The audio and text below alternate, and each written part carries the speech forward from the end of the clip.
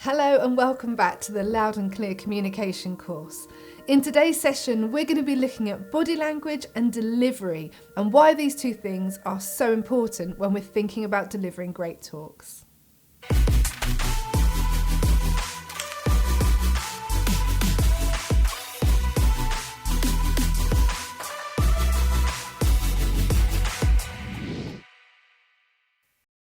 When we think about preparing talks, we, rightly so, think a lot about our words.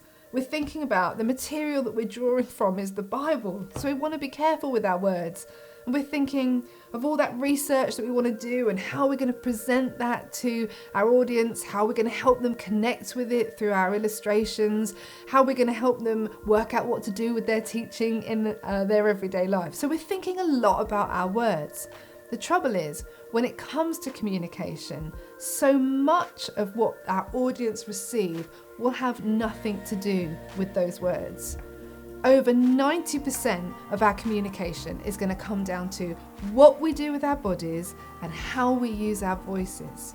The way that we stand, the gestures that we use, the expressions on our face, the volume of our speaking, the pitch and the pace of our speaking, all of those things are going to really affect our audience in their decision to tune in and listen to us. So if we don't think about those elements, then all those words that we've been preparing, so many of them are going to be lost.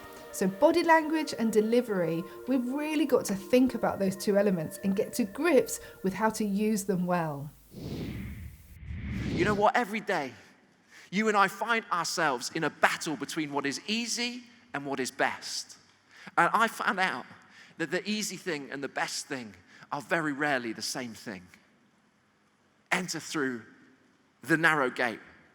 So Jesus, he issues that invitation to us today. He says, come on, enter through the narrow gate. And he only promises us two things. One, it's going to be hard.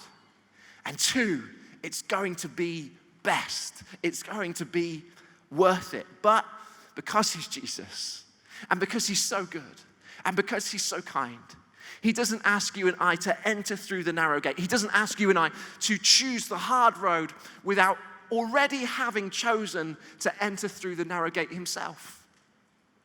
Because you see, Jesus had a hard choice to make as well. You know what it was? He chose you. He chose me. And maybe you think, well, that doesn't sound like a very difficult choice to me, Tim. What do you mean? Well, what I mean is this, that Jesus knew that if he wanted to choose you, and if he wanted to choose me, and he did, that with that choice would come laying down his life. He knew that if he wanted to choose you and he wanted to choose me, it would mean choosing to be the sacrifice in our place that would satisfy God's justice. He knew that in choosing you and in choosing me, he was choosing to be the gate to make a way for us back to our Father. He knew that in choosing you and in choosing me, he was choosing to go to the cross, lay down his life, and take upon himself the blame and the punishment for all of the things that you and I deserved to be punished for. Jesus chose the path to the cross so that he could choose you. That was the cost that came to him of choosing us. But do you know that even though it was a hard road he had to travel, even though that road was so hard and so scary for him that the thought of it caused him to sweat drops of blood from his head, even though entering through the narrow path that day meant going through unimaginable pain and meant being separated from his Father for the one and only time in all of eternity, even in spite of all that, do you know that Jesus has never regretted choosing you, even though it cost him everything? Why? Because the greatest things in life are always the ones that cost us the most. And so Jesus issues us an invitation to enter through the narrow gate. And you know what? Following Jesus, it's going to be hard. And there's going to be daily decisions that you're going to have to make, which are going to cause your life to look a bit different from the people around you. But I promise you, Soul Survivor, that just as that day when I went skiing, and I chose the hard road, and I never, ever regretted it, Just as that day when Jesus gave his life for you and for me, he chose the hard road and he never regretted it. I promise you that if you choose day by day the hard road of following Jesus, then you too will never regret it. Great, well, I'm here with my friend Tim. And Tim, I have always found you a really engaging communicator. I love watching you in action. I love listening to you. Your whole audience hang off what you say. How much time have you given sort of intentionally thinking about your body language and your delivery? Yeah, loads. And it's all intertwined into one thing really, isn't it? Body language and delivery. It's two parts of a inseparable whole, I guess. So yeah, lots of reading about communication, lots of speaking to great communicators, and lots of watching great communicators, lots of listening and watching to myself back and making tweaks and adjustments. So yeah, it's all very intentional. So well done for watching yourself back, because it's never something we like to do, but when you've watched that, has there been anything that you've gone, oh my goodness, I didn't realise I was doing that? Any weird habit, anything? Yeah, absolutely. See, one thing is, speaking about being intentional, I've always been quite intentional about wanting to use the space that is provided to me to engage the congregation, the audience, however you want to say that, across the venue. Whether that's a long and a deep venue or a narrow and a wide venue, I want to engage with eye contact. And I don't want to be stuck, rooted to the spot, which is a bit boring to watch. But what I found in watching myself back was that I was actually just pacing to and fro from one side of the platform or the stage to the other.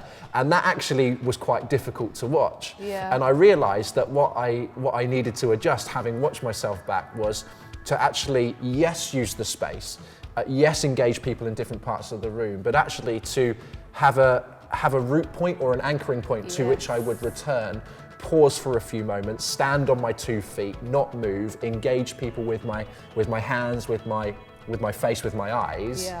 But not be constantly toing and froing, which is something I only noticed myself doing. I thought it was a good thing that I was toing and froing, but watching myself back, I was, watching like this and thinking that's not a good thing. I need to actually stand still a bit more. When you're speaking, how much does that speaking on a stage reflect your sort of normal, everyday, conversational body language and conversational style?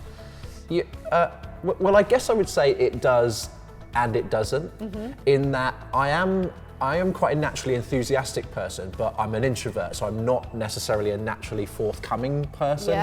I'm not the kind of person who runs around meeting new people, engaging in conversation all the time. So I think, and I hope that my preaching style is an authentic reflection of my personality. I'm not putting on a front. I'm not pretending to be somebody I'm not. I think my preaching style is an overflow of who I am, but it is definitely more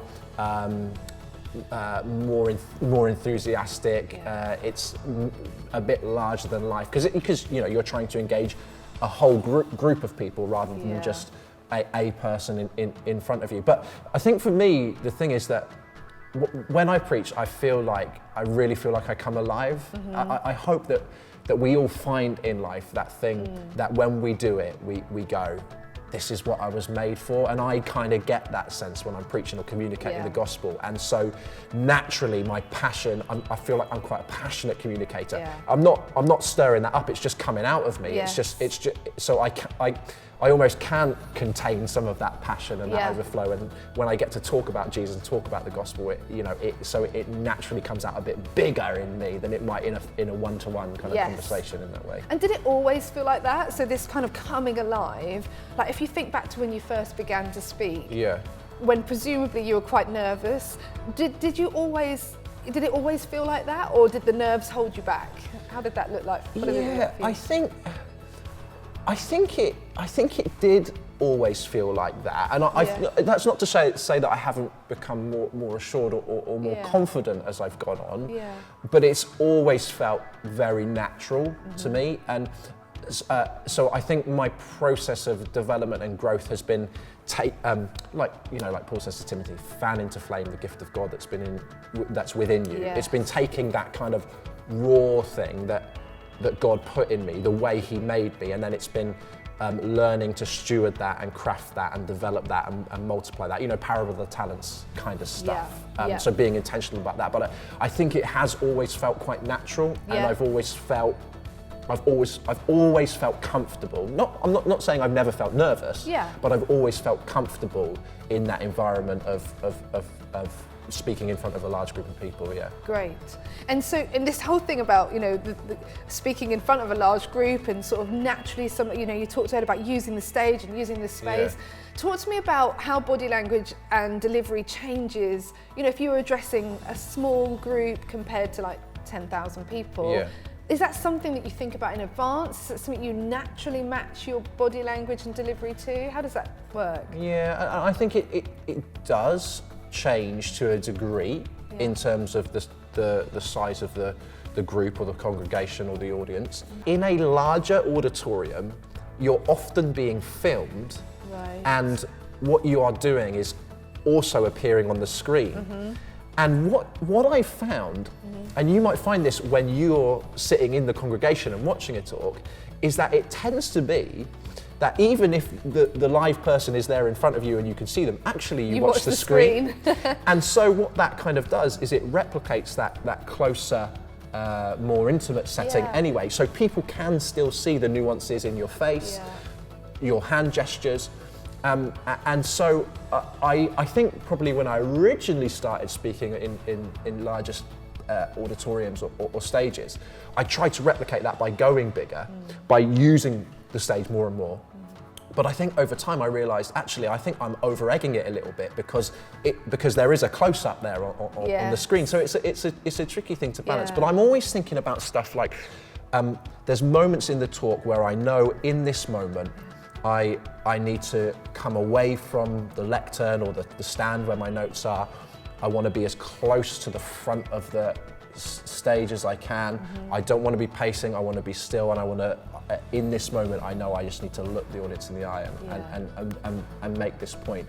And there may be other times where I know I need to be moving a bit quicker, or so with body language, for me, it's less about matching my body language to the size of the group or the stage, and more about matching my body language to the content of the message in that moment. Great, and I love what Tim was saying there about not so much matching your delivery to your audience, but kind of matching your delivery to the moment and to the bits that you really want to land. Also, we're going to allow that energy that comes from speaking about our wonderful God, we're going to allow that to rise up and be reflected in our body language and our delivery. Tim, thank you so much for joining me. Thank you. Okay, so in this session, we're going to be talking about body language and delivery. And as we do it, I'm going to be deliberately making a whole bunch of mistakes, doing some things either with my body or in my delivery, and your job is to identify the things that I did wrong, okay? So be super alert, and your time starts now. So when we're talking about like body language and kind of stuff to do with delivery and how we sort of, use our voices, it's really important that we kind of, recognize that our bodies speak on our behalf, even before we begin. So we want to think about how to use our bodies purposefully and to communicate that we want to be there. And so what that means is we probably want to use our bodies, we want to face our audience, ready to look at them, not backing away from them, with an open posture that says, I want to be here. It means if we have space, if there is a stage that we're speaking on, then we could think about moving. We can move in a way that is relaxed and that enables us to communicate to the whole of our audience. What we just need to make sure we do is that we don't pace constantly. If we're constantly moving, then our audience begins to receive some of that lack of rest, and it's not that nice for them.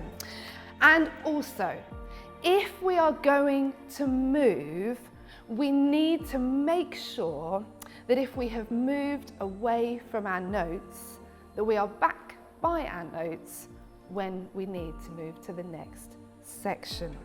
We also want to think about our hands. Now, our hands need to be used really in any way where they'll be purposefully helping emphasize our communication. There's not really a right or wrong, as long as we remember that, as with our bodies, there should be moments of rest. So not constant movement, and when we're not using them purposefully, let's make sure that we drop them or even at the center of our bodies. Okay, so that's our bodies and our hands. Then let's think about our faces. And it's important with our faces that we smile and that we don't look cross. That was a clue. We use our faces to back up what we're saying. And one of the most important things we can do with our faces is to make eye contact with our audience. When we make eye contact with our audience, we're giving our message credibility. But we need to make sure that we realise that we want to make eye contact with three groups of people. One group is the people that we particularly love, and so they're looking at us like with encouraging faces. One is the people whose opinion we really care about, so we're nervous about what they're thinking. And the other is the group of people that look like they hate us, and we get a bit caught up in that. Now let's talk about delivery. And with delivery, our speed as well as our tone of voice and volume should be varied during the course of our talk, where we don't just opt for one pace, one pitch and one volume, but we're using a variety of all three. One of the things that we need to make sure is that we don't fall into a monotone style of delivery or a rhythmical style of delivery, where we are, that very archetypal speakers thing of like, and so everybody, let's really remember that. This is really good news. It's too rhythmical, so we need to sound natural. We need to make sure we sound interested in what we're saying, because if we're not interested in what we're saying, why would our audience even consider that they should be interested in what we're saying? And one thing to say about that is that people will listen to passionate people, so if you're passionate about it, they will probably be passionate too. We need to work hard to ensure that our voice is loud and clear and that everybody in the room can hear us. So we want to send our voice to them. Make sure that they don't have to put any effort into hearing what we're saying. Also in our delivery, pauses can be really good. A pause calls people to draw in and to almost lean forward to anticipate what we're saying next. So always make sure that you pause after making a particularly key point and after you've read from scripture. Use pauses at other times just to allow some of that great content to land in people's thinking. And then the other thing is to say that all of us have weird things in our delivery. Often we fall into the kind of, sort of, that kind of thing. We've all got those little tics, so some of us say all the time, some of us might say all the time, and all we've got to do is find out what our thing is, and then we can begin to get rid of it. You want to be yourself. So you've got to find a way to deliver a message in a way where people are able to receive your message and be engaged in your message, but in a way that works for you.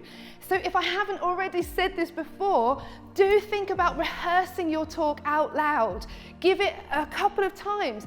And what happens is that you'll begin to find your own way of doing this once you've given that talk out loud a couple of times. Now, just to say, giving your talk out loud a couple of times to a non-audience, to an empty room or maybe one other, it doesn't just enable you to work on your delivery and your body language, it's also going to help that talk really sink in you and go to a place where your notes they're just there for reference.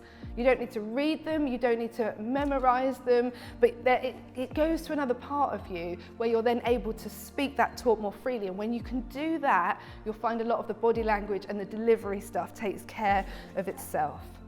So the way that we use our bodies, the way that we use our voices in delivering a talk, it should be deliberate, it should be purposeful. We should use our bodies and our voices to back up what we're saying, to ensure that people can get our message. Everybody has something weird. Everyone has something in this area that they need to work on. Be yourself, but be a slightly more purposeful version of yourself, where you really think about what is going to help my audience really hear this message and remember it, and where I get in the way as little as possible. Right, That's the material on body language and delivery. I now want you to tell me what I did wrong and why it mattered. Go. Yes, Josh. You spent a minute with your arms folded. Yep. And you said that you meant to have an open posture and stance to be kind of welcoming to the audience. Great. Who else? Yep. You are focusing only on that side of the room, which makes everyone else feel like you're not really talking to them. Yep. Great. Yep. You were looking around the room and it just felt like your attention wasn't on us, it was elsewhere. Yep, I wasn't making eye contact with any of you at that point. Yep. Your hands are too busy, it's distracting. Yes. At one particular point, or was that all the time? Just at that point. Yep. You said a lot of filler words, so like, you know, all that kind of stuff near the start, it was distracting. Yeah. You walked too far away from your notes. Yeah, and then I got to the end and I didn't know where I was, so I had to come back. There was a section where you just kept fiddling with your hair and putting your hands in the sleeves and it just... Yeah, yeah. At one point you spoke really quiet and I could hardly hear you. Yes. Which doesn't work, does it, when you want your audience to hear what you're saying? Yeah, Dan. You ended up reading your notes. Yes, I did. Anyone else? Yeah, Grace? And you stood on the back foot. Oh, did I? That wasn't on my list. Oh, good. Okay, great. Yeah. You were pacing like side to side, and it was a bit like, oh, where are you going? Yeah. Yeah. Yeah, Katie. There was one where you kept your head like completely still, and then like that. Very rigid. I wasn't very comfortable, was I? Yeah. At one point your right leg was jerking a lot and you were really fidgety. Yeah, towards the end. Yeah. Yeah. Okay. At one point you were talking way too slow. Yeah. Too much emphasis on something that didn't actually matter that much. And when you slow down like that, people are like, oh, this must be really important. But I was just really not saying too much at all at that point. Anything else that we've missed? Yeah, Bex. You were like looking above us. Yeah, I was. Okay, well done everybody for, I think, getting nearly everything on my list and a couple more. I want to say that the point of working on your body language and your delivery is not that you would give this perfectly polished presentation. That's not it. What it is you're wanting to serve your audience. You're wanting to really help them hear every word that you're saying and really receive the message. That's why this is why this stuff matters. You've done all the work on content, but you want to make sure that that content lands in your audience. That's why we're talking about it. So don't get hung up on a perfect presentation, but do think about how much that really matters and how good body language and delivery really does help the message just sail straight into your audience's ears and hearts. When it comes to our body language and our delivery, it's probably going to take a bit of work, as with all the other elements. The key thing is we want to be ourselves, but we want to be a polished version of ourselves to really help people get it. You know, all of us are going to have our weird things that we do. Little things that we do when we fidget, play with our hair, touch our nose, the ums, ers, ands, kind of, that sort of thing. We all are going to do it. And so we just need to find out what's our weird thing, and then we can get rid of it. And if you're not sure what yours is, ask someone else. They'll spot it much easier than you. Of course, it's not just about getting rid of the weird things. It's also about working on it, polishing it, using our bodies and our voices to the best so that people really connect with our message and go on that journey with us. In our next and final session, we're going to be taking some time to look at how we grow through hearing feedback, asking others to tell us what we're doing well and what we're not doing so well, so that we change and we grow in our communication.